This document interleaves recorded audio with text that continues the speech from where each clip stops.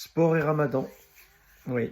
Donc tout d'abord, je souhaite un bon ramadan à toutes les personnes qui pratiquent le jeûne, en espérant que tout se passera bien durant ce mois.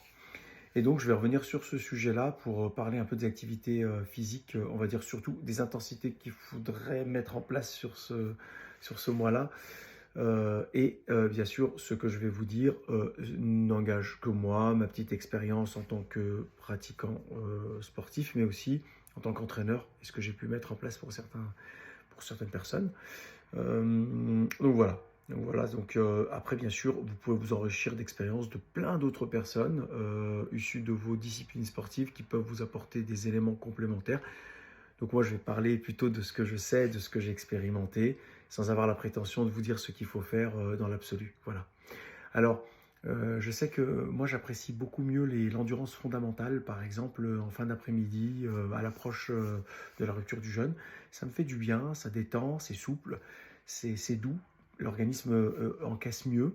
En plus, c'est une fenêtre hyper intéressante parce que pendant la journée, on a jeûné, on commence à taper en fait dans les réserves de graisse, donc c'est intéressant de poursuivre avec quelque chose de doux qui va poursuivre et approfondir la porte. Donc on va dire que si on veut perdre un peu de mauvaises choses, c'est pas inintéressant de faire ce type d'activité là.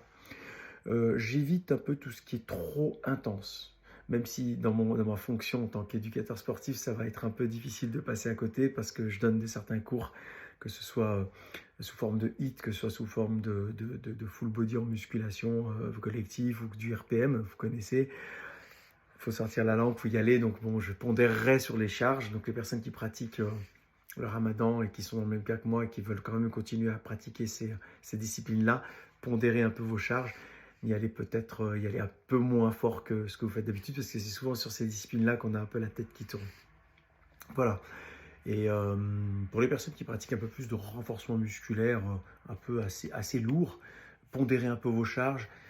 On est quand même assez déshydraté à ce moment-là, dans la journée, à certaines périodes de la journée, et on s'expose quand même à certaines blessures.